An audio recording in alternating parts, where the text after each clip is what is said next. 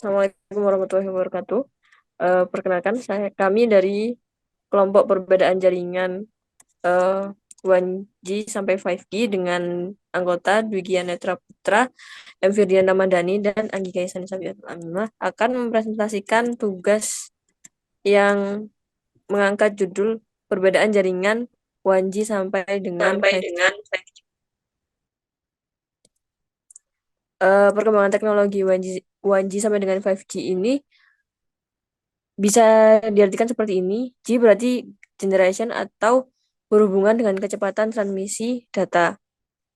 1G pada original analog cellular for voice, contohnya AMPS, NMT, TACS dengan data sebesar maksimal 14,4 kbps. Sedangkan 2G yaitu digital narrowband circuit data dengan kecepatan 9 sampai dengan 14,14 kbps, dan 3G merupakan digital broadband paket data, contohnya adalah CDMA, EVDO, OMTS, 8G dengan kecepatan 500 hingga 700 kbps.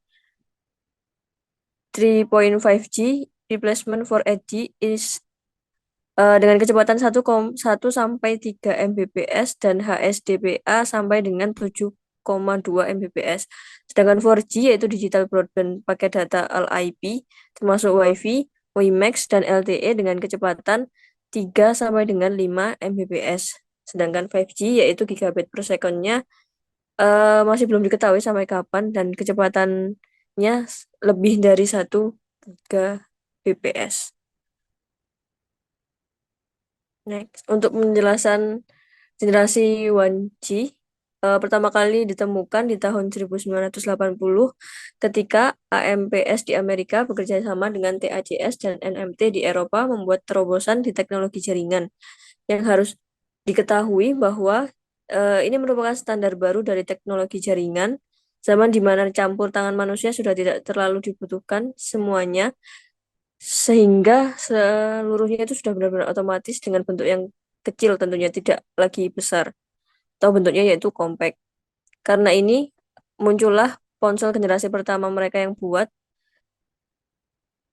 di mana ponsel ini kuat dan handal yang akhirnya tersebar ke seluruh dunia.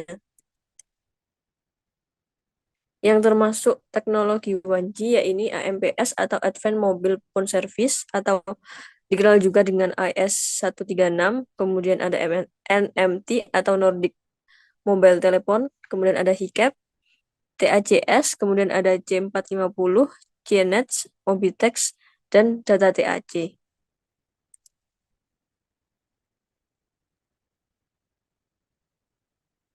Untuk arsitektur generasi 1G itu bisa dilihat seperti gambar. Yang pertama ada mobile station atau handphone itu sendiri. Kemudian ada land station atau pemancar, tower pemancar. Kemudian ada mobile telephone switching office. Dan selanjutnya adalah public switching telephone network, di mana antara land station, mobile telephone switching office, dan public switching telephone network itu berhubungan satu sama lain melalui landlines. Jadi landlines ini bisa ke land station maupun ke public switching telephone network.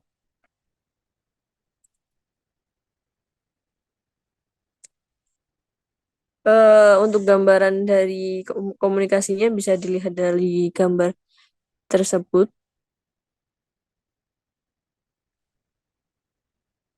di mana PTSN atau local network di situ ada local exchange, tandem exchange, dan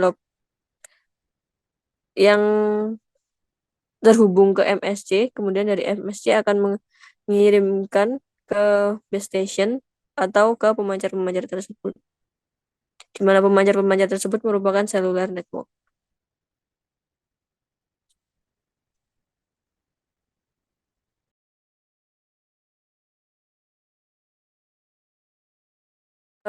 Kemudian kemudian kemampuan dan kelemahan teknologi 1G, yaitu salah satu kemampuan teknologi 1G adalah hanya bisa dapat melayani komunikasi suara saja, tidak dapat melayani komunikasi dalam bentuk data kecepatan tinggi dan besar. Di mana itu merupakan kelemahannya juga, yaitu teknologi analog pada generasi pertama menyebabkan banyak keterbatasan yang dimiliki, seperti kapasitas trafik yang kecil, jumlah pelanggan yang yang dapat ditampung dalam satu sel sedikit, dan penggunaan spektrum frekuensi yang boros karena satu pengguna menggunakan satu buah kanal frekuensi, dan hal tersebut menyebabkan suara tidak jernih. Di mana pada teknologi 1G ini yang bisa dikirimkan hanya suara dikarenakan teknologi yang masih terbatas dan spektrum suara yang besar.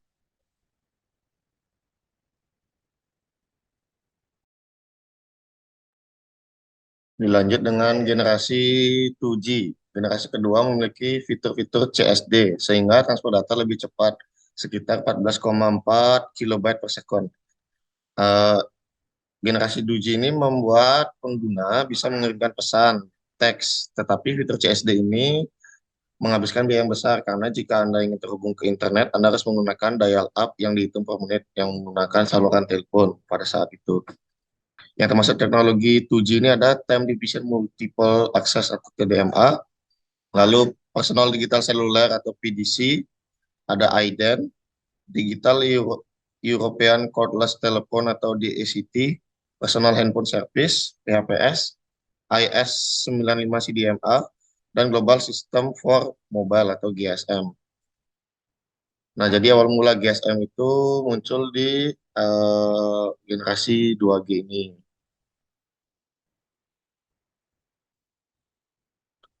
Adapun arsitektur dari generasi 2G ini ada dua, di mana yang pertama itu adalah dengan mode GPRS. Nah, GPRS ini bermula dari MS itu, mobile station atau merupakan mobile telepon yang sebagai penerima sinyal dari BTS-BTS. Kemudian ada BSS yang merupakan base station system. Nah, base station system ini terdiri dari BSC dan BTS, di mana BSC itu merupakan fungsinya untuk menangani sinyal yang datang dan pergi dari atau menuju BTS, dan BTS sendiri merupakan memberikan sinyal ke radio pada mobile station atau handphone. Lalu ada SGSN, di mana SGSN ini merupakan Serving GPRS Support Node, sama seperti NSS pada 2G yang terdiri dari MSC, EIR, AUC, dan HLR atau VLR. Lalu GGSN merupakan Gateway GPRS Support, menghubungkan SGSN dengan PDN, seperti pada di gambar. Dan ada PDN itu merupakan Public Data Network, merupakan pusat jaringan yang terhubung antara pusat jaringan yang satu dengan yang lain. Lalu ada setelah GPRS ini berkembang juga menjadi sistem 8G, di mana sistem 8G ini bisa dilihat uh, penggunaannya sama juga, tapi ini bisa terhubung menggunakan pangkat lain dari mobile station itu, bisa dihubungkan seperti ke laptop, di mana sinyalnya juga sama dari mobile station ataupun eh, penerima sinyal yang digunakan oleh pengguna itu akan terhubung ke BTS. Dari BTS ini akan masuk ke BSC, ke lalu kemudian menuju SGSN dan MSC. Tapi kelebihannya adalah kapasitas interface-nya lebih banyak dan data supportnya yang bisa digunakan pada saat pada generasi 8G ini lebih besar sehingga lebih cepat dibandingkan GPRS.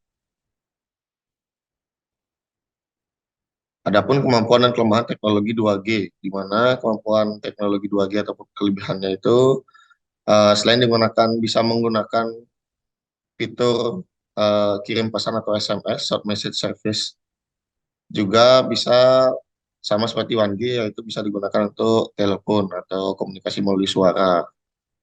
Yang di mana SMS ini bersifat layanan dua arah, mengirimkan pesan dalam bentuk teks pendek sebanyak 160 karakter, bisa juga mengirim melalui voicemail, call waiting, dan transfer data dengan kecepatan maksimal 9.600 atau 9.600 bps. Suara yang dihasilkan menjadi lebih jernih dibandingkan dengan 1G karena berbasis digital.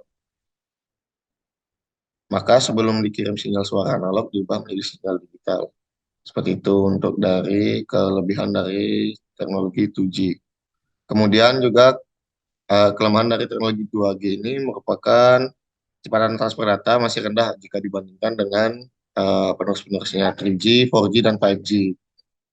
Tidak efisien untuk traffic rendah, jangkauan jaringan juga masih terbatas karena tergantung adanya BTS yang ada di dekat pengguna. Jadi semakin jauh jarak pengguna dengan BTS-nya, maka sinyalnya akan semakin rendah, sehingga komunikasi yang akan digunakan juga semakin sulit, baik dari suara maupun dalam pengiriman pesan teks tersebut.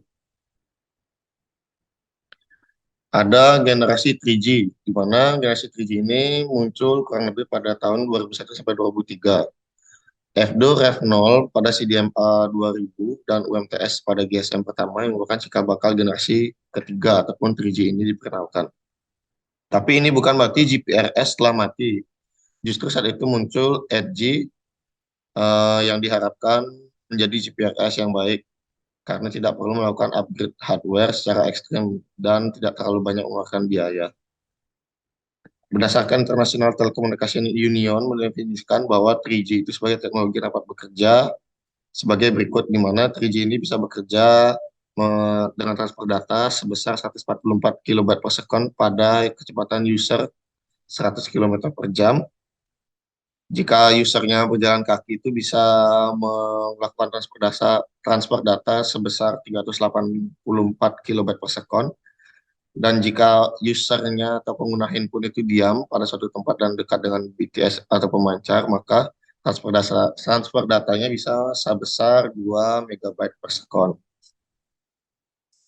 Nah, dari persyaratan International Telecommunication Union tersebut, maka terhitung ada 5 teknologi untuk 3G, yaitu WCDMA, CDMA 2000, TD-SCDMA, UWC 138, DECT+. Nah, teknologi 3G ini dikenalkan pada awalnya adalah dengan tujuan menambah efisiensi dan kapasitas jaringan dibandingkan jaringan 2G. Kemudian menambah kemampuan jelajah ataupun roaming. Untuk mencapai kecepatan transfer data yang lebih tinggi, peningkatan kualitas layanan atau quality of service, mendukung kebutuhan internet yang bergerak atau mobile internet, dan untuk frekuensi yang digunakan oleh jaringan atau teknologi 3G ini yaitu untuk frekuensi penerimaan atau downlink itu sebesar 1920 sampai 1980 MHz dan frekuensi pengirimannya sebesar 2110 sampai 2170 MHz. Bisa dilihat berdasarkan gambar ini adalah arsitektur dari generasi 3G. Jadi dari pengguna, baik itu USIM, SIM untuk GSM, UMTS, dan UMTS atau GSM terminal, baik itu dari HP maupun modem-modem seperti itu, akan menerima sinyal dari BTS. Tapi juga bisa menerima dari, seperti gambar itu ada node. Lalu dari BTS tersebut akan masuk masing-masing ke base stationnya. Kemudian dari base station inilah akan masuk ke GSM Phase 2 Plus Core Network, di mana merupakan jaringan utama untuk GSM tersebut, yang ada seperti MSC maupun GMSC. Jika menggunakan USIM, maka akan masuk ke SGSN, kemudian ke RNC dan ke Node B. Jika menggunakan GSM BSS, akan masuk ke dari MSC, akan bisa ke BSC tersebut, baru masuk ke pengguna. Nah, dari MSC, GMSC maupun SGSN, GGSN itu akan masuk ke PDN, serta ke PSTN maupun ISDN, yang merupakan jaringan luar dari GSM, yang menghubungkan antar core network dari core network 1 maupun core network lainnya. Adapun kemampuan dan kelemahan teknologi 3G, di mana kemampuan teknologi 3G ini memiliki kecepatan seperti yang dijelaskan sebelumnya, transfer datanya 144 kilobyte per second sampai 2 megabyte per second, sehingga dapat melayani layanan data broadband seperti internet dengan kelebihan kualitas suara lebih bagus, roaming nasional dan internasional, support untuk multiple cell layer, dan beberapa kelebihan lainnya yang bisa digambarkan seperti efisiensi spektrum yang bagus, interconnection dengan satelit based service, mekanisme billing yang baru tergantung dari volume data, kualitas service dan waktu, serta bisa menangani packet and circuit switch yang termasuk service internet IP dan video conferencing dengan high grade service dan asymmetric data transmission. Silakan dilanjut. Selanjutnya adalah generasi dari 4G. 4G sendiri dikatakan memiliki kecepatan 500 kali lebih cepat daripada CDMA 2000, dapat memberikan kecepatan hingga 1 GB per second jika kita berada di rumah atau 100 MB per second ketika kita sedang bepergian.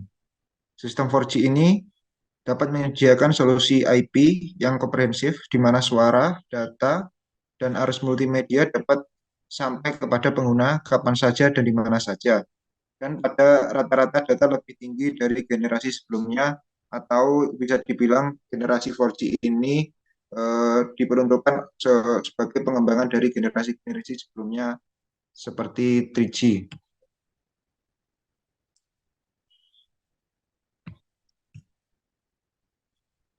Selanjutnya adalah kemampuan dan kelemahan dari teknologi 4G itu sendiri. Yang pertama, kita bahas tentang kemampuan dari teknologi 4G.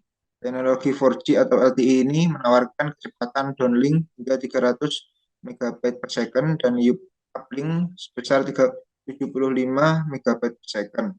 Teknologi 4G LTE ini menawarkan kecepatan downlink hingga 300 MB per second dan uplink 75 MB per second. LTE menggunakan orthogonal frekuensi division multiplexing atau PFDM yang mentransmisikan data melalui banyak operator spektrum radio yang masing-masing sebesar 180.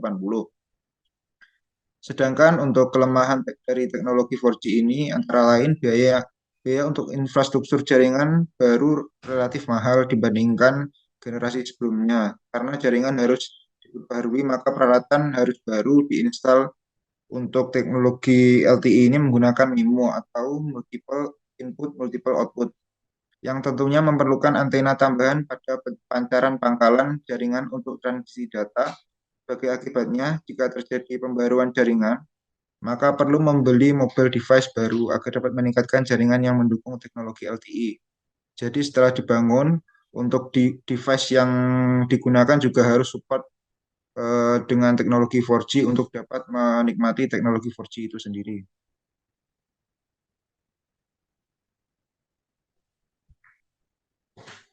Selanjutnya, masuk ke generasi 5G.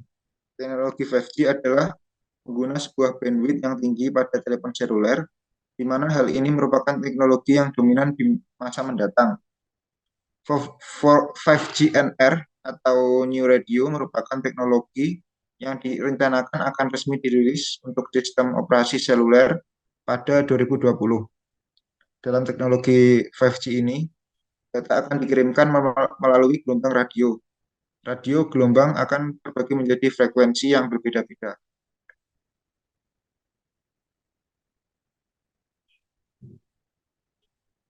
Berikut ditampilkan arsitektur dari generasi 4G itu sendiri, yang seperti dikatakan sebelumnya tadi. Untuk generasi 4G, untuk data akan dikirimkan melalui gelombang-gelombang radio. Dan radio gelombang tersebut terbagi menjadi frekuensi-frekuensi yang berbeda sebelum diterima oleh device-device yang support akan teknologi 5G ini sendiri. Dan untuk kedepannya, teknologi 5G ini akan sangat diperlukan dan sangat digunakan, mengingat memiliki banyak kelebihan dibandingkan generasi-generasi sebelumnya.